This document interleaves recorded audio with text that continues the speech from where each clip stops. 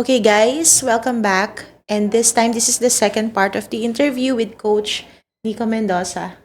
Ano, Coach? Kamusta yung 5-minute break mo? Ayos, very refreshing. Okay, kasi this time, I'm going to ask you about, personal reflections Yeah. naman and yung mga life journey stories, Yeah. if you don't mind. Kailangan natin ano yan, background music na Background medyo music, motivational. oo. Oo, kasi like itong una kong tatanong sa'yo, no, medyo, can you share, have you ever been broke? Nako. Gandang tanong yan, no? Napag-bubaya sa TikTok. Hindi, kasi... Yung mga nagtatanong na, excuse me, sir, have you ever been broke? So, yes, naging broke ako for like ilang beses din naman. No? And I am grateful na napagdaanan ko yun because I believe hindi ako makakarating sa ganitong estado ng buhay ko if hindi ko na-experience yung mga ganong bagay. Kasi during those moments na broke ako, parang dun ko na-rediscover yung sarili ko. Dun pa lalong lumakas yung belief ko sa sarili ko. Kasi alam ko kung sino ako eh. Diba? Alam ko na kaya kong malampasan yun. And for me, lahat naman tayo ay bida sa kanya-kanyang Of buhay. course. Diba? Parang Never ang own buhay is story. parang pelikula at ikaw yung bida. Yes. And I know na nung time na yon na broke ako or may mga challenges in life, alam kong pinapaganda lang ni Lord yung kwento ng buhay ko. Kasi pangit naman kung sa simula pa lang success na. Ah. Boring, walang storyline, walang twist. Diba? At walang kwento. Mm-mm.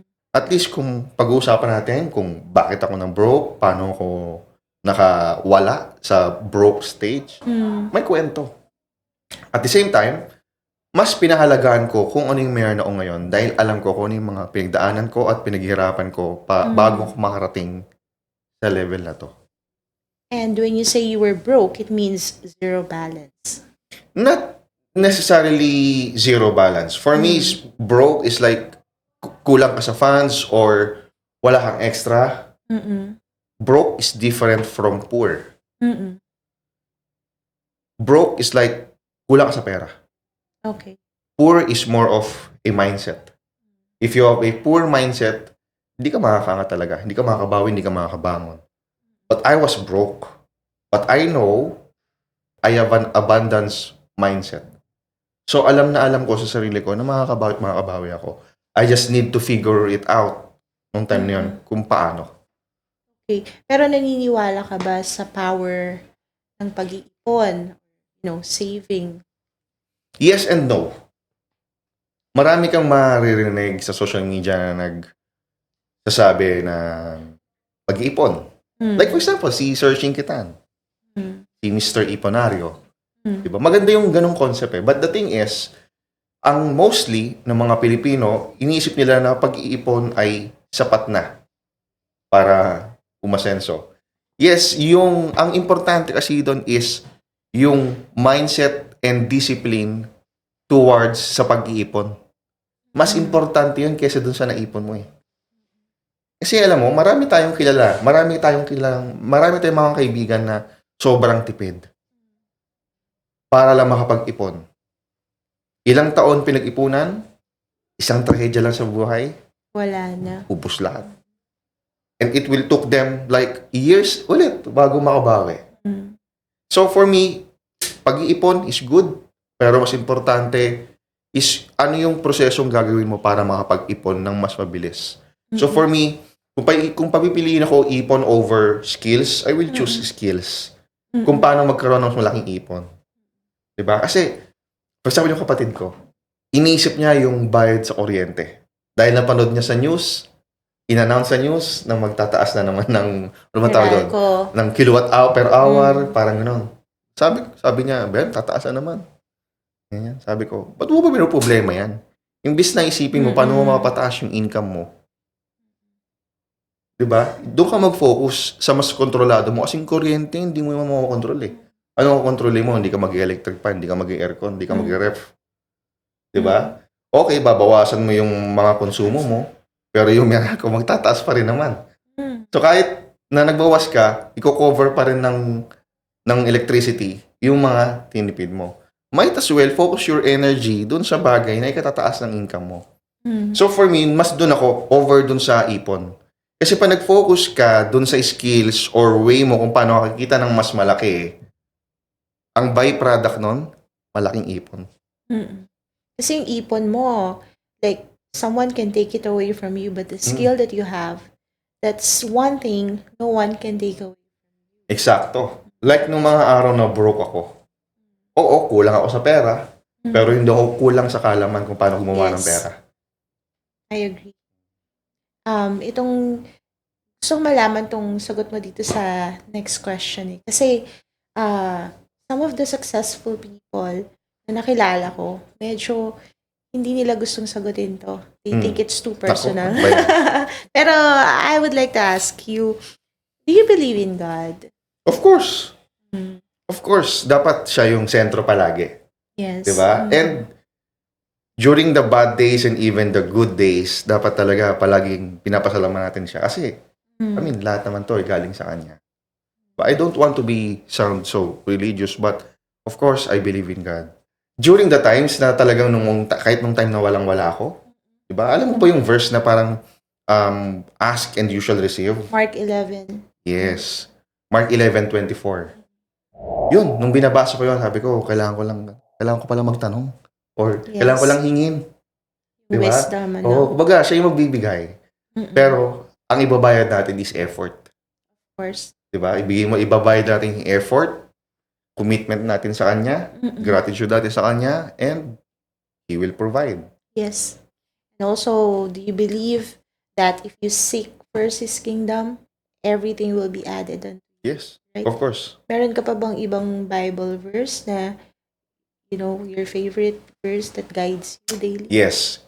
Ito yung parang palagi kong sinasabi sa sarili ko. Every time na, siyempre minsan hindi mo mapipigilan na pinagdududa mo ng sarili mo kung kaya ko po ba to? Or hanggang dito na lang ba ako? Diba? Have you heard of Jeremiah 29:11? Diba? Yes. Yun yung parang for I know I have the plans for For I you. know plans I have Diba? for you. It's about abundance. Yes. 'Di ba? Na ang plano sa iyo ni Lord is yung prosperity. 'Di ba? So, kailangan mo lang hanapin yung prosperity na yun eh. Again, ang palagi nating ibabayad bilang tao ay effort. So, Coach, do you have this mindset of being grateful, or do you have that gratitude mindset? Yeah, actually, there was a time nga, yan ang palagi kong hashtag sa Facebook eh. Gratitude attitude. Kasi kung hindi ka marunong mag-appreciate ng mga Yes. bagay-bagay, you will never be contented. Of course, dapat di tayo makontento kasi yun yung parang lilimit sa atin eh.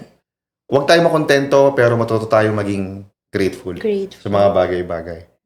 Sabi nga nila, contentment is the enemy of success. Yes, I agree with that. But also, don't forget to be grateful. So, I'm always grateful. Even those times na nahihirapan ako or nag-struggle ako, I'm grateful. Again, pampaganda lang yan ang kwento ko. And of course, you can never be successful without those downfalls din naman. Yes. Diba? Pero how important is your family towards your success? Napakalaking factor ng family. Because sa bawat galaw ko or bawat bagay na ginagawa ko, palagi ko tinatanong sa sarili ko, pag ginawa ko ba to, magiging proud ba yung nanay ko? Pag ginawa ko ba to, manginginabang yung mga anak ko? Pag ginawa ko ba to, lalo ba akong mamahalin ng asawa ko? Ever since, ganon. Kahit nung single pa lang ako, palagi, pag may gagawin ako, tatanungin ko muna sa sarili ko, magiging proud ba yung parents ko pag ginawa ko to? Kasi kung ang sagot ay hindi, of course, obviously, hindi ko na gagawin. Pero kung ang sagot is yes, definitely, that's the right thing to do. And what is the role of your family to you? Like right now, are they supportive? Yes, they are my support system, even in my lows, and of course, during my highs. Sila yung beneficiary.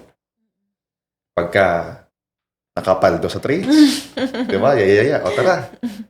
Ayan tayo. Lugaw. Ganun. And during my lows, of course, sila yung nandyan palagi. Di ba? Like, na-scam ako dati. Yeah. Nagalit ba si Mrs. nung na-scam ka? Hindi. I mean, yung sympathy nandun, syempre.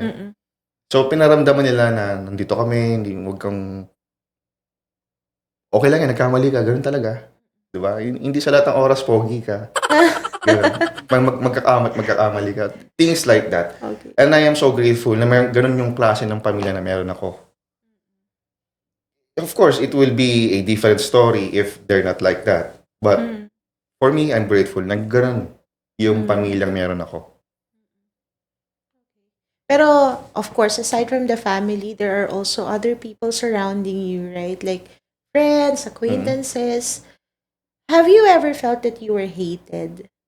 At some point in time, yeah. Lalo na kung nung unti-unti nagbabago yung takbo ng buhay ko. Because reality is, siyempre, iba yung mga taong kasama mo nung walang-wala ka. And eventually, magbabago din yung circle of friends mo nung meron ka na. Because whether you like it or not, there will be people talaga na okay na sila na hanggang dun lang. Okay. There was a time na talagang I am successful but I was lonely. Dahil yung mga taong gusto kong kasama before, ay hindi ko nakasama. Like, dati, syempre, nung binata ako, mahilig akong gumimik. Hindi ko sila makasama. Kasi yung mga kasama ko na, syempre, yung mga gusto ko ng kasama is yung, gusto ko pa rin sila kasama. But the thing is, I know we do not share the same mindset and values na. Kumbaga, ang goal ko is makapunta ng Baguio. Pero ang goal nila ay makapunta ng Batangas. So, hindi na swak yung goals namin. Yes. Minsan, magkakaroon ng mga reunion, that's fine. But to hang out talaga, no? Pagka yung sa tanong mo na hate, I'm not really sure kung hate yung term. But, minsan may mga makakapagsabi sa'yo na parang nagbago ka na. So, parang, di ba may mga nagsasabi yan, minsan pabiro lang, binago ka na ng pera. But the thing is, hindi siya nagbago eh. There's growth. Di ba? There's a growth mindset.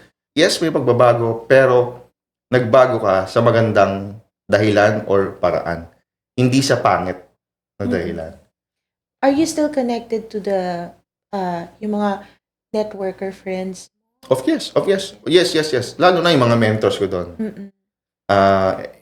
Minsan nagka-chat pa rin talaga kami, kakwentuhan, ganyan. Minsan nagsiset kami ng mga coffee lang, pawaran lang daw, ganyan. Pero are they asking you to come back to networking or sila na yung ini-encourage mo to try? Yung mga very close sa akin, yung talagang mga kasama ko sa team, wala na kami sa ganun, na mga invite ng ganyan. But of course, there are some people na nag-o-offer pa rin na tignan mo yung company namin or what.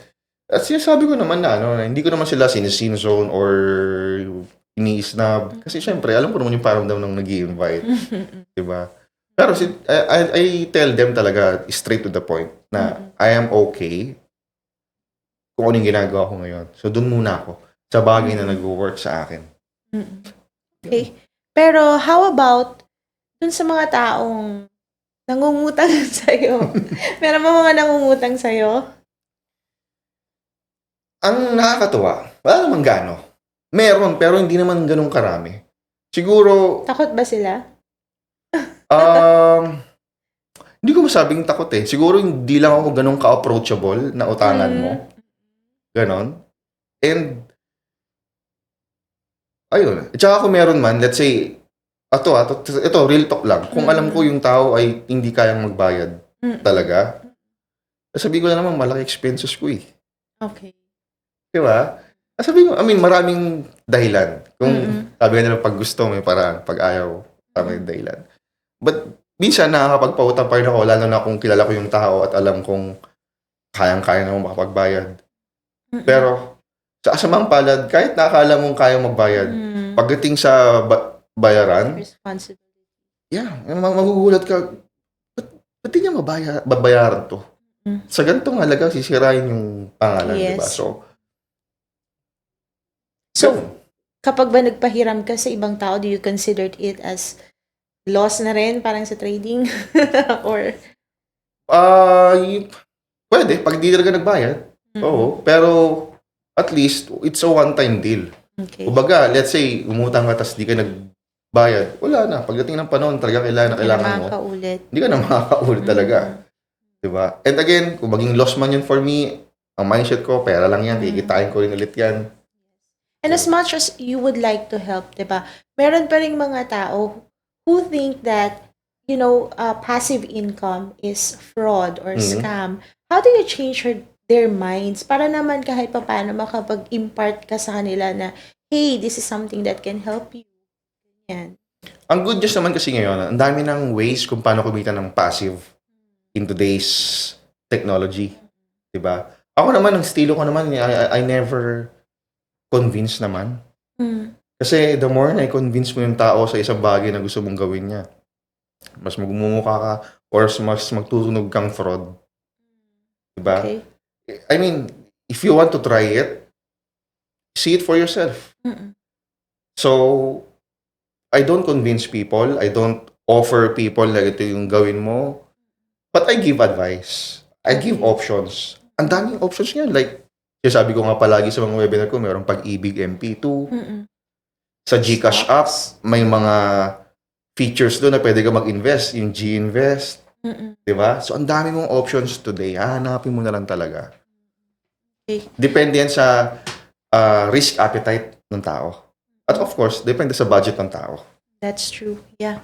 So, let's talk about your lifestyle. So, you said, diba, lifestyle trader. Kasi yung iba, pag sinasabi nila lifestyle, post ka lang ng mga, or flex ka lang ng meron ka. Why lifestyle trader again? My definition of success is kung ano yung lifestyle na gusto mo. So, it is subjective.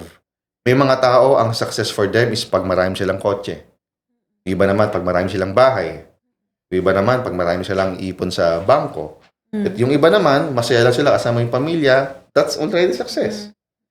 Sa akin naman, bukod sa happiness, of course, bukod sa peace of mind, sa akin ay yung makapag-travel sa iba't ibang bansa with my family. It's all about memories, creating memories with them. Especially nung kapamilya ko, doon ko mas na-appreciate na creating more memories with them. Lalo na sa Panginoon na ang daling i-capture ng mga memories at ang daling balikan because of pictures and videos. Kasi syempre, nung bata tayo, di ba? Oo, wala Last ka year. man lang. Last year lang pala. So ngayon kasi, ang daling makapture.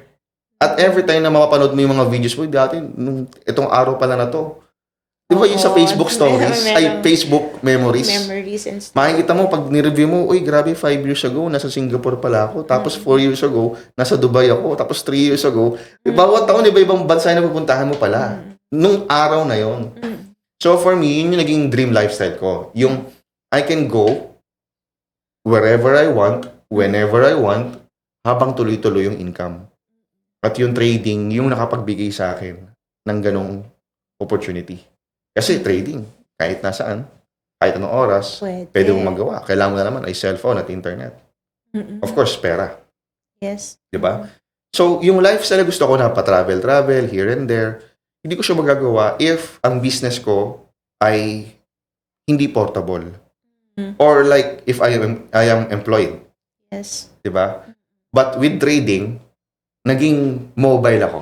Naging yung convenience sobrang ibinigay sa akin. Yung freedom binigay niya sa akin. So, yun din yung sinasabi ko sa mga traders ko. Do this trading for your dream lifestyle. Kaya yun, lifestyle traders. So, I think that's the difference between a traditional job versus being a forex trader, diba? Parang you do not work hard. Yeah, you work hard, pero that's the difference between working hard and working smart.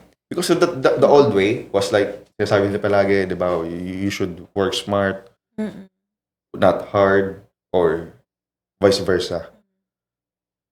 Pwede mo na siya, mas maganda kung parehas mo ginagawa eh. Di ba, work hard, work smart. Yan yung parang bagong translation ngayon ng diskarte or diploma. Mas maganda kung parehas mo ginagawa, di ba? Parehas meron ka dapat, di ba? Yes. Okay. Ano naman yung mga habits or routines na nag-encourage sa'yo to have a healthy lifestyle? Or what does a typical day look like kay Coach Nico? Actually, there's nothing extravagant naman sa ginagawa ko on a daily basis. Just spending time with my kids, with my wife. Siguro ang special is pag nagta-travel kami. Mm-mm. 'Di ba? In trading naman, just the usual, analyze the market, magte-trade ako kung kailan meron, at hindi ko rin ipipilit kung wala talaga. Mhm. 'Di ba? So, it also, yung pagmamanage din ng business sa lifestyle traders. Siyempre, ang negosyo ko is yung mga students ko, ginagabayan ko sila.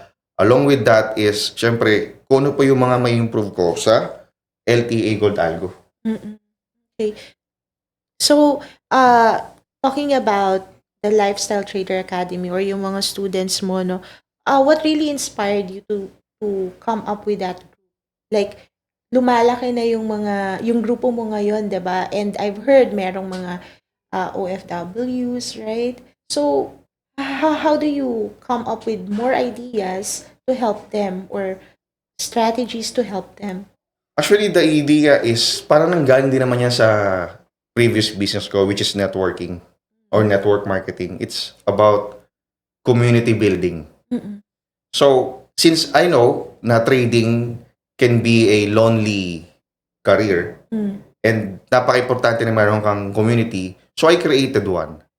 Mm. 'Di ba? So, kailangan kasi you get yourself surrounded with people with the same vision as yours. Yes. Napaka-importante nun. Kailangan, yung mga sinasama mong tao, ito yung mga tao magpapakita sa'yo kung saan ka papunta. Mm. 'Di ba? Ano yan eh, yung mga tao nakapaligid sa'yo, they can also be dream stealers. Mm. Or, ito yung mga taong hihila sa'yo pataas. 'Di ba? Just like the example of, if ang tropa mo, mga kaibigan mo ay palagi nagyoyosi, tapos yung ikaw hindi ka nagyoyosi, Mahawak. magyoyosi ka. 'Di ba? Ganoon din dito. Kung ang mga kasama mo ay puro nag-aaral, ikaw kahit tamad ka mag-aaral, mapapaaral ka. And same thing with dreaming or Mm-mm. goal setting. If yung mga kasama mo, grabe yung mga pangarap sa buhay, yung akala mong malaki sa'yo, ile-level up mo pa eh.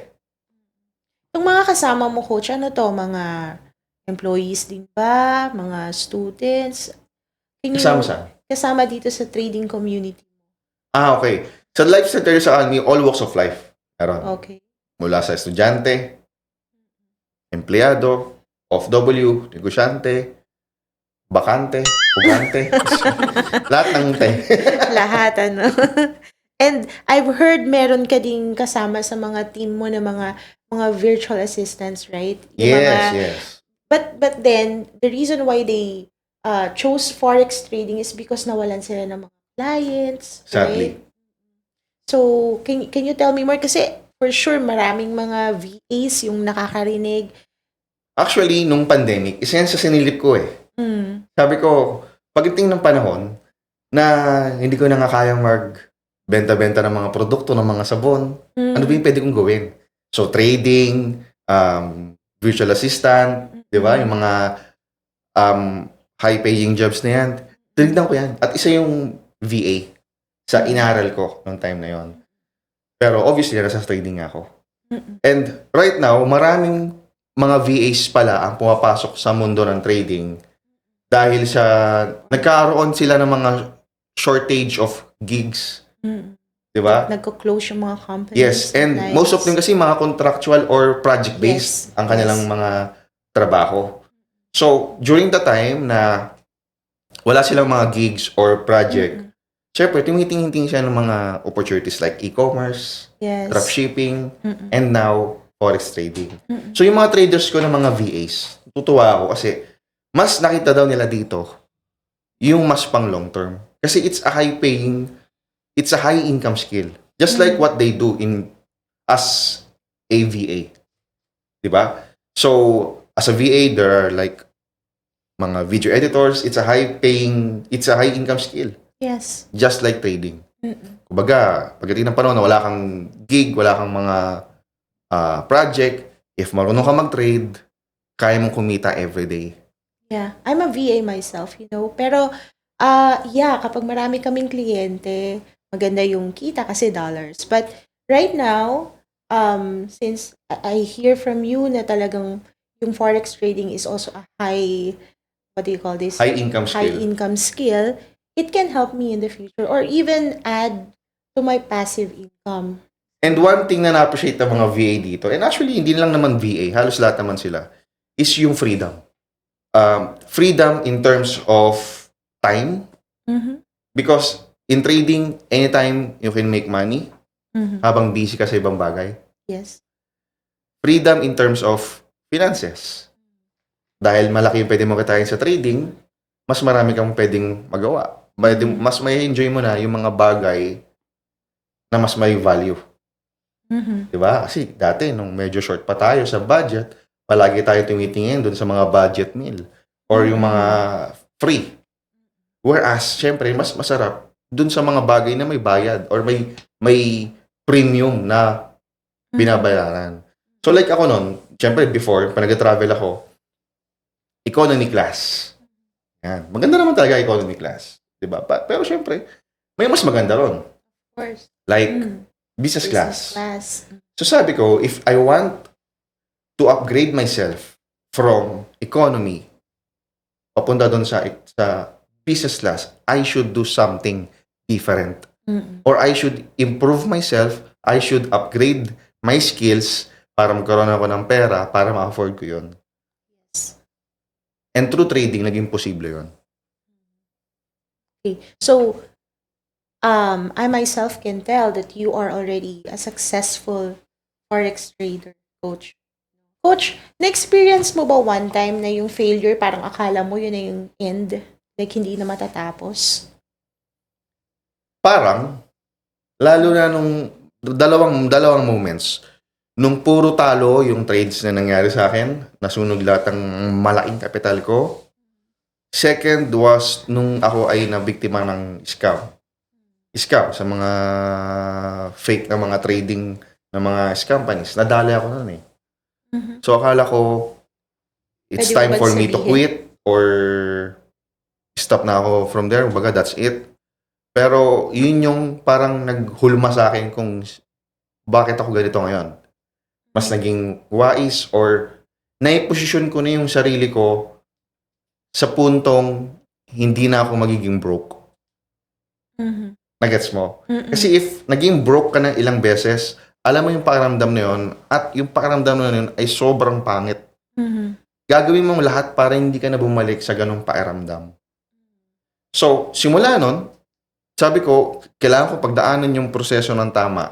Kailangan kong mag-rebuild ng tama para hindi ito mawala ng mabilis. Kasi pag ang isang bagay nakuha mo ng mabilis din mawawala. Diba?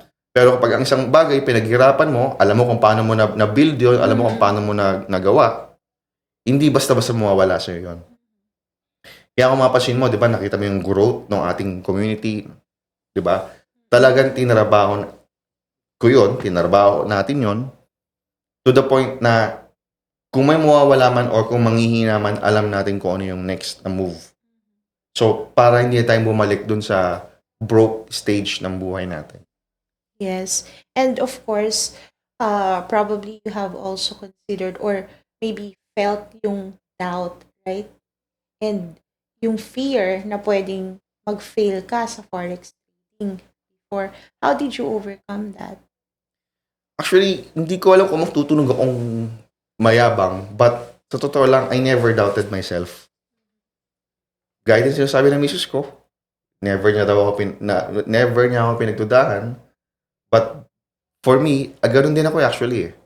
Never ko rin pinagdudahan sarili ko because alam ko yung skills na meron ako eh. Whatever na na-achieve ko sa buhay, hindi kasi siya tsamba. Magtutunog akong mayabang every time sinasabi ko yun, but that's the truth. Alam ko yung proseso na ginawa ko kung paano ko na-achieve yun. Kaya, ilang beses ako bumagsak sa totoo lang, sa buhay. Ilang beses ako bumagsak at ilang beses ako nakabawi, nakabangon. It's because alam ko yung proseso. And what do you wish you had known during those times at your lowest. Sana alam ko yun talaga lahat, di ba? Na alam ko na ganun yung mangyayari. But lahat ng mga naging dahilan bakit ako bumagsak noon, it's because of it should happen talaga. It's part of God's plan. 'Di ba? Again, pampaganda kasi ng kwento talaga 'yon. 'Di ba? It will be boring or hindi ako magiging ganito kadisiplinado or hindi mabibuild yung ganitong character ko kung hindi ko pinagdaanan yung mga ganong bagay. You know, merong mga traders na when they became very successful, naging mayabang. Would you consider yourself being mayabang at some point? Or Yes. Lalo na sa personality ko, may pagkamayabang talaga ako. Pero ang nakakatawa is, yung kayabangan ko, natatawa sila. Yung pagka-comedian daw. I mean, yung style ko, kumbaga parang Luis Manzano. Pogi-pogi, ganyan. Hindi ba Coco Martin? Hindi, ganun. Sa pag-joke lang ganun. Anyway, kidding aside, yeah, there was a point in time na ang yabang ko din. Lalo na nung first time ko kumita ng malaki. Ang yabang ko talaga nun. Kasi feeling ko, grabe, successful na ako. Yung tipong first time ko kumita ng 100,000, ang yabang ko na. Di ba? Kasi, na-experience ko kumita nun nung mas bata-bata pa talaga ako eh. So, parang feeling ko, grabe, ibang level na ako. Diba? Hanggang sa, sinampala ko ng totohanan ng buhay. I mean, pag hindi ka marunong magpakumbaba, life will humble you. And ilang beses akong hinumble ng buhay. Diba? Kaya, pag may mga nakikita akong ganyan, ng mga trader na kung makabomba, makahype social media, napapangitin na lang ako. Because, in a way, nakita ko rin yung sarili ko sa kanila nung nagsisimula ako. And sooner or later, life will teach them a lesson. But sana, ito yung hinihiling ko talaga, no? Every time na makakita ko ng ganong mga nagpo-post or nag-share ng mga success nila, I'm praying na sana meron silang mentor na nagagabay sa kanila na kung ano yung dapat nilang gawin sa na-accumulate nilang wealth. Kasi if wala, kawawa. Ayos yun na. If wala, kawawa. So, if nothing is certain in this world, can you really secure success in life? There's no guarantee in life eh. Kasi hindi mo man alam kung ano mangyayari bukas. Di ba? But, ang sure ako, ay yung skills na meron ako. Mm-mm. I mean, kung ano man ang mangyari sa mundo or bukas, alam ko kung anong gagawin ko. Kung ano mang itapat mo sa aking sitwasyon, based on the skills that I have, alam ko kung ano ang gagawin ko. So, there's no guarantee in life. No one knows kung ano mangyayari sa mga susunod na araw. But, ang kontrolado natin is yung sarili natin. And parte nun is yung skills, mindset, discipline na meron tayo. Okay. So, let's say something inevitable happened to you. Like, mawalan ka ulit. Are you confident that you can still come back to this situation now? Of course. Even better? Of course. Okay. Mas mabilis ko siya mababawi. I mean, mas mabilis ako makakabangon because I have the experiences and I have the skills na. Hindi siya nagmamalaki or magtutunog mayabang, but I just know myself. Diba? And the thing is, gaya ng sabi ko sa'yo kanina, pinosisyon ko na yung sarili ko sa posisyon na hindi na mauulit sa akin yun. Mm-hmm. But worst comes to worst, maulit, alam ko na kaya kong ulit-ulitin pa rin yung mga na-achieve ko. Okay. Well, for some people who want to know, yung bang forex trading, is this something that will last or is it just, a hype or a trend? Lahat ng negosyong naisip mo, pwedeng magsara. Mm-hmm. Except forex market or trading. The only reason na magsasara ang forex market is kapag yung buong mundo ay hindi na gumagamit ng papel na pera. So as long as meron yan, buhay ang forex market. And look, imposible. Because ang technology ngayon, ang mundo ngayon pupunta sa technology eh. Yeah. 'Di ba? So, doon pupunta lahat yan. So, let's say mawala man, may papalit na bago. Mm-mm. Ganyan naman palagi eh. May papalit. Which is something better than before. So let's say, for example, I have 100,000 right now. Kung ikaw yung nasa position ko, anong gagawin ko sa 100K ko? Provided na itong 100K is extra mo lang. Extra money. Yeah. Or it's something na gusto kong palaguin. Hindi lang siya extra, pero this is something I would like to grow para magkaroon ako ng savings. Okay, good. So ako, meron akong extra 100K. Anong gagawin ko dyan? 30% I will put it in crypto. Sa mga stable na crypto. Okay, like Bitcoin, Ethereum, Solana. Diyan ko ilalagay. 20% pwede kong ilagay lang sa bangko or sa mga e-wallets na may higher APY. Not sa savings account sa bangko kasi ang liit ang interest doon. And then the 50%, hatiin ko yan sa iba't ibang investments. Maybe 30% or 25% i-invest ko sa sarili ko. Sa skills ko. Kailangan mong mag-invest sa sarili mo eh. Para mag-improve ka so that mas maging valuable ka. Pag mas naging valuable ka, tumaas yung skills mo, mas mataas yung pwede mong kitain. Kasi alam mo kung ano mga dapat mong gagawin. So, pag mas naging valuable ako, pag nagkaroon ako ng mga bagong high income skill, I will use the rest of the funds para palaguin yon gamit yung skills na natutunan ko. For example, trading. I will use the 25% to invest in myself sa trading. Whether courses or softwares or tools sa trading. Pag meron ako ng mga yon, yung another 25%, yun ang gamitin kong capital to trade. So, yun yung game plan ko. Kung meron akong 100,000 pesos, doon ko siya lalagay. Okay. So, I think I'm down to my last 3 questions. Yun. Kaya pa ba? 3 questions. 3 questions. Last 3 questions. So, how do you stay focused and positive? Lalo na ang daming negative people or negative things happening around. How do you stay positive? Yes, number 1, importante na meron kang goal. At yung goal dapat ay clear. Bukod sa clear, dapat specific. Diba? So, despite na sobrang daming distractions sa paligid, anong kontrolado mo? Kontrolado mo yung mga ipapaligid mo sa paligid mo. Diba? Yes. If it's not helping with you, tanggalin mo. For example, even if it's your friends na nagdi-distract sa'yo, umalis ka muna. Balikin na lang pag okay ka na. Diba? So ako, in my case naman, kontrolado ko yung content na lalabas sa harapan ko.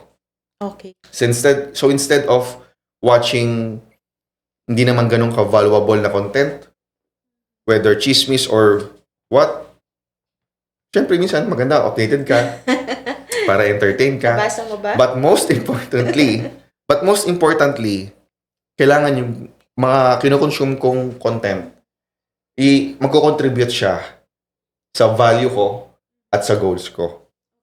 In that way, mas nagiging focus ako. For example, I give you an example. Diba, gusto ko ng lifestyle pa travel. So, pag mayroong bansang gusto mapuntahan, pinapanood ko yung mga content, yung mga vlogs about those countries. And every time na pinapanood ko yun, mas lalo ako na-excite. Mas parang may fuel na parang, uy, ano kaya tsura sa personal niyan? Kasi imagine ko na, grabe na, imagine ko na yung mukha ng anak ko pag nakita to. Diba? So, isa yun sa ginagawa ko. Aside from that, yung mga value-based content. Diba? Na magko-contribute sa magandang mindset ko. Kaya mahirap mong i-demotivate yung mga taong maayos ang pag-iisip eh. Yung may discipline. Diba? Kasi kung hindi mo pakakainin ng mga gandang content yung isip mo, ano naman yan? Basura eh. Diba? Tapos, ang mga kasama mo rin ay hindi rin nagle-level up yung yung ganung environment. Yes. Diba? Kaya, wala eh. Kaya kailangan mo ingatan kung ano yung laman nito. Kasi iyan ang magdedetermine kung saan ka papunta talaga eh. Diba? Kaya ako, I make it a point na, I make sure na ang pinapakain ko dito is nutritious. Yes. whether food or content. Okay. So, if there's one habit or Mm. mindset that you would keep no sa sarili mo, what would it be? One habit that you will not, stop doing, like kung pagising mo sa umaga or within the day, what habit is that? Okay. One habit. Mm. Hindi ko masasabi kung habit ba to or ano pero isa sa pinaka-practice na talagang palagi kong ginagawa is yung pag-a-attract. Have you heard of law of attraction? Kung ano man ang gusto mo, isipin mo, mangyayari. So, just like kung anong ginagawa ko pagka meron akong bansang gustong puntahan, pinapanood ko palagi yung bansang yon. Para hanggang ina-attract ko na nandun na ako hanggang sa mapuntahan ko siya. Same thing with cars. Dati, nung mahilig pa ako sa kotse, pag may gusto akong sports car, pinapanood ko lang kasi mabili ko yan. Gadget. Pag may gusto akong bagong cellphone, papanoorin ko palagi yung mga reviews sa cellphone na yun, hanggang sa mabili ko na. And for me, that's effective to me. Pag may gusto ko, pinapanood ko lang. Kasi after ko mapanood yun, may purpose ako every time na may gagawin ako May purpose ako. For example, ito gagawin ko to para sa laptop ko, para sa dream laptop ko. May direction ako palagi. Kasi, pag walang ganon, it's like, bumabaril ka ng walang target. Tumatrabaho ka ng walang goals in life. Kaya, dumarating yung time na parang wala nangyayari sa buhay ko. Di ba? Because in the beginning, there's no clear path or there's no clear goal. Ba't mo ginagawa yung bagay na yon? And sa kasamang palad, marami tayong ganong kaibigan. Yeah. Pumapasok everyday, gising ng madaling araw dahil traffic, papasok, uuwi, late dahil sa traffic. Ilang taon ganon. After 10 years, marirealize mo, parang wala nagbabago. Parang ganito pa rin. May naipon pala ako, uniform, parang ganon. Diba? It's because wala kang clear na goal sa buhay mo. I mean, I have nothing against sa ganon, no? But sana, kunin mo tong sinasabi ko as panggising. Na in everything you do on a daily basis, there should be a goal. Yes. Ba't mo ginagawa yan? Ba't ka nandyan? Para saan yung ginagawa mo? 2 years from now, ano dapat yung meron ka? O ano yung tina-target mo? Kasi pag wala yun, wala nabubuhay ka lang. Consistent ka ba sa goals mo every year or do you change? I mean, do you change them or do you still have the same goals every year? Ini-improve ko. Kasi every year, syempre, may mga dreams or goals tayong na-achieve. Diba? So, every year, kailangan mag-upgrade din. Kasi kapag hindi ka nag-upgrade ng dreams mo or ng target mo, magiging stagnant Stagnant. And wala, boring yun. Again, contentment is the enemy of success. Okay lang na maging kontento ka, pero make sure na talagang may goal ka para mag-strive ka pa ng mas higit pa. Don't be contented, but don't forget to be grateful. Wow. Dami ko na natutunan sa'yo Gusto ko na nga itong matapos kasi gusto ko nang itanong sa'yo mga dapat kong gawin, to start with trading. Pero what's your final tip or advice to those who would like to start on Forex trading? Maganda ang Forex trading. Kung pag-uusapan, ganda, daming benefits, daming advantages. But always remember and consider the risk of losing money rin. The thing is, kung gusto mong pumasok sa mundo ng trading, you need money to create more money. So, para sa lahat ang trading, pero hindi lahat ay para sa trading. Just like business. Diba? So, make sure na kung papasok ka sa mundo ng trading, may extra kang pera ka na. May extra pera ka na. And also, seryosohin mo from the beginning. Hindi yung mindset na subok-subok lang. Ituring mong negosyo ang trading para yung maging resulta mo ay pang-seryoso rin. Kasi kapag ang tingin mo ay extra lang, pang pastime, ang kalalabas nun parang sugal-sugal ka lang eh. Parang online sabong, color game. Yun ang kalalabasan eh. Seryosohin mo, gawin mong negosyo. Ang utak mo, nagninegosyo ka. Ibig sabihin, pag ang utak mo ay nagninegosyo ka, hindi ka naghahanap ng mabilisang kita. Ang hinahanap mo is pang long term. At pag nagawa mo yon, unti-unti, hindi mo namamalayan na-achieve mo na yung dream lifestyle mo. Because palagi ko nga sinasabi, ang buhay ay hindi lang pahabaan. Dapat pasarapan. Pasarapan. Yes. So, Power. I think I've asked you more than enough. Pero, last hirit na lang ha. Meron akong Ayos. tinatawag na lightning speed questions eh. So, Uy, bago yan Yeah, try to answer it in less than 3 seconds ha. Okay. Konti lang to. 21 Sige. lang. Or Uy. 20. 23 pala. Okay, coach. So, lightning speed ha. Less than 3 seconds to answer. Buy or sell? Buy. USD or PHP? USD. Gold or Bitcoin? Gold. Manual or algo? Algo. Coco or Nico? Nico. Cardo or Tanggol? Tanggol. Small group or big group? Big group. Coffee or gelato? Coffee. Chocolates or gelato? Gelato. Stress eating or shopping? Shopping. Technical analysis or fundamental analysis? Technical analysis. Your favorite trading platform? XM. Biggest inspiration in trading? Family. 2 words to describe the forex market. Limitless abundance. 2 important skills of a trader. 2 important skills of a trader. Risk management and discipline. Your biggest win in a single trade. 3,500 USD. Asian session or NY session? New York session. Stop loss or no hard stop? Stop loss. Gym or spa? Spa. Long-term investment or short-term trade? Long term. How many Algo 6 standards do you have? 5. Okay, coach, last question. To become a social media influencer or become an actor? Forex trader. Yes. Lifestyle trader. Lifestyle trader. Wow. Okay. Well, there you have it, coach. Ayos. Thank you so much for your time. Ang daming tanong pero wala kang in-skip ni isa. Ay, pwede mo mag-skip? Hindi.